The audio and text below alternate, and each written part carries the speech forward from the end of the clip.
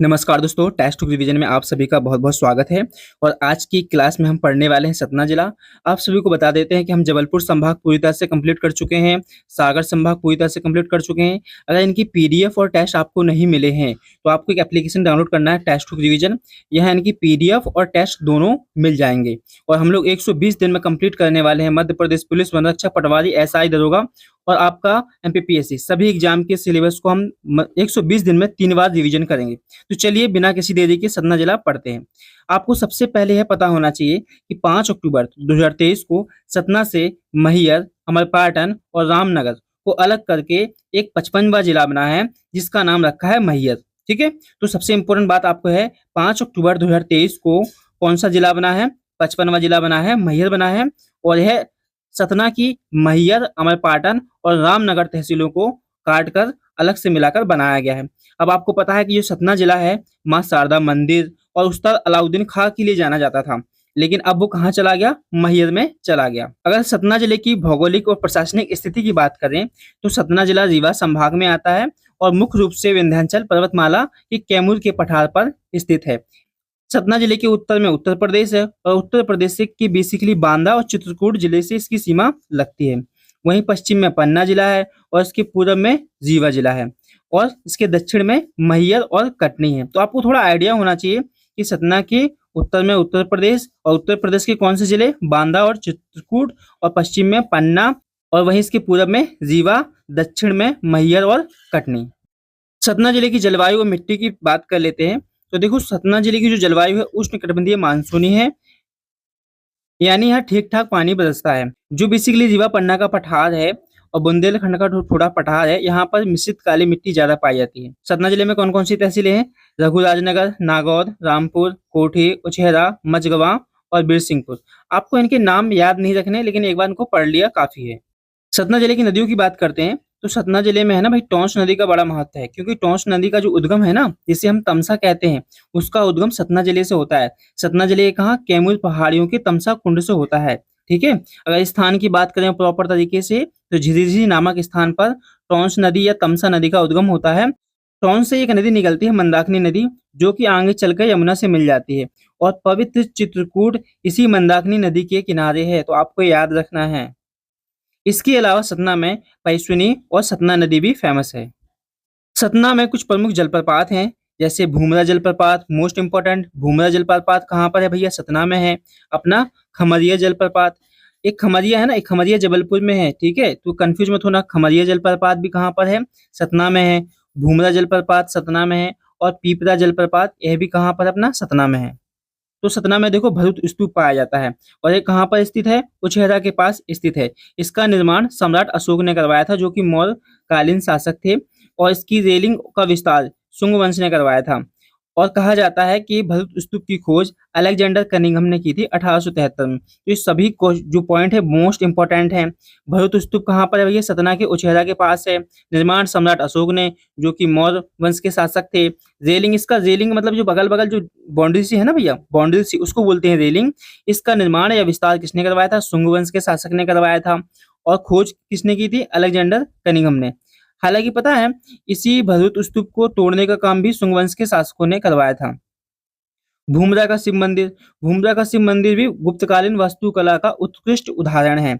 यह भी सतना में है। और नागौद रियासत, देखो नागौद रियासत ना 1857 क्रांति के समय यहाँ के जो परिहार राजपूत शासक हैं उनका बड़ा विशेष महत्व है। तो नागौद रियासत भी कहाँ पर? अपनी सतना में है। भूमरा का शिव मंदिर भी सतना में है और भरूत स्तूप भी कहाँ पर है? सतना में है।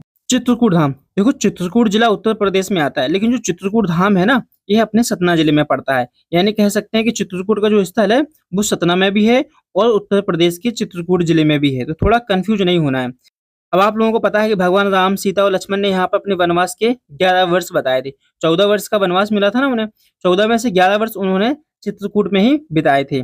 कहा जाता है कि ब्रह्मा, विष्णु, महेश ने यहाँ सती अनसुईया के घर बाल्य के रूप में बाल्य के रूप में जन्म लिया था। चित्रकूट के प्रमुख दर्शनीय स्थल एवं मेले देख लेते हैं। तो देखो, कामदगिरि पर्वत भी यहीं पर है, हनुमान धारा भी यहीं पर है, सती अनुसुईया का आश्रम भी यहीं पर है, राम घाट भी यहीं पर है, स्फटिक शिला जहाँ पर श्री राम बैठ के भोजन करते थे, बैठते थे, भरत मिलाप मंदिर भी, यानी यहाँ पर चित्रकूट में ही भैया भरत और राम जी का मिलाप हुआ था जब वो मिलने आए थे उनसे। गुप्त गोदावरी भी यहीं पर है। मोस्ट इंपोर्टेंट पॉइंट बेटा, कि गधों का जो मेला होता है ना, वो मंदाकिनी तट पर ही लगता है दीपावली के समय।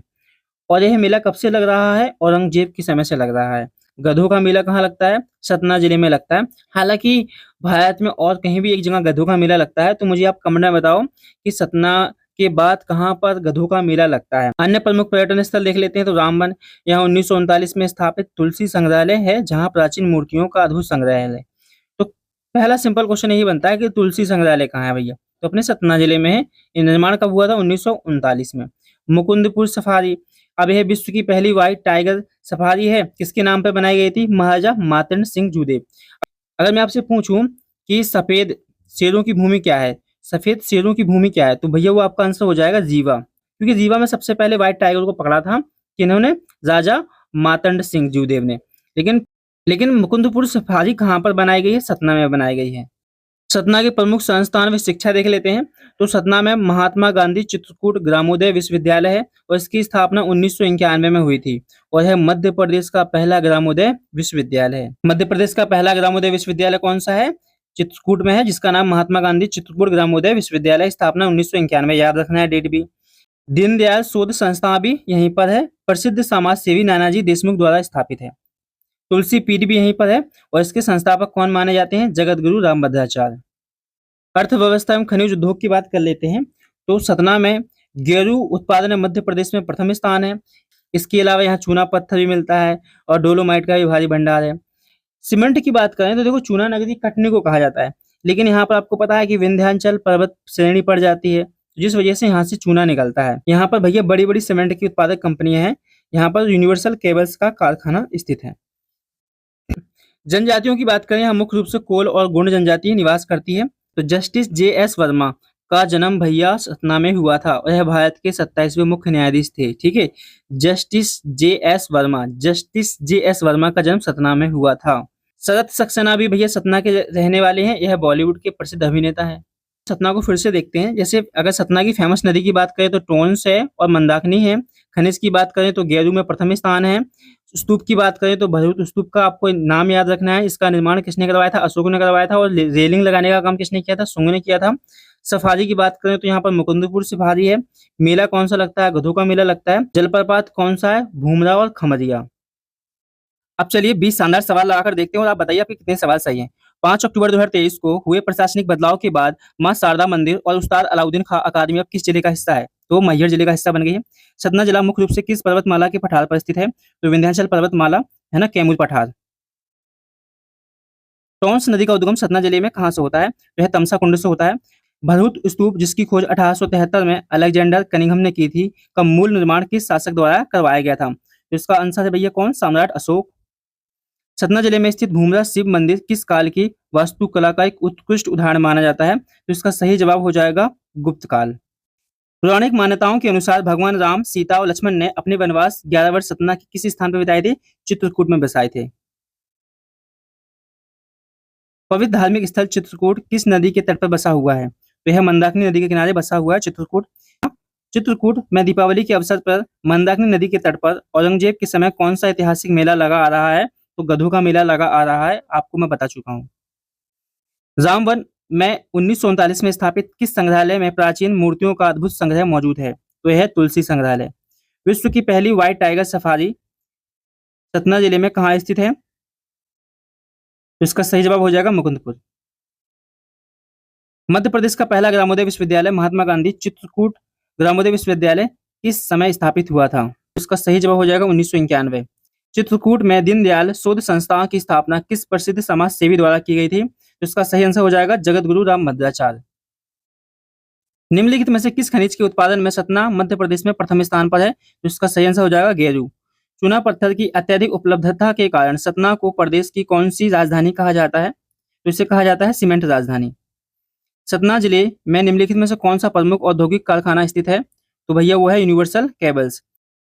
सतना जिले में मुख्य रूप से कौन सी जनजाति निवास करती है? तो कोल जनजाति निवास करती है। भारत के 27वें मुख्य न्यायाधीश कौन थे जिनका जन्म सतना में हुआ था? ठीक है, इनका नाम क्या था भैया? Justice JS Verma.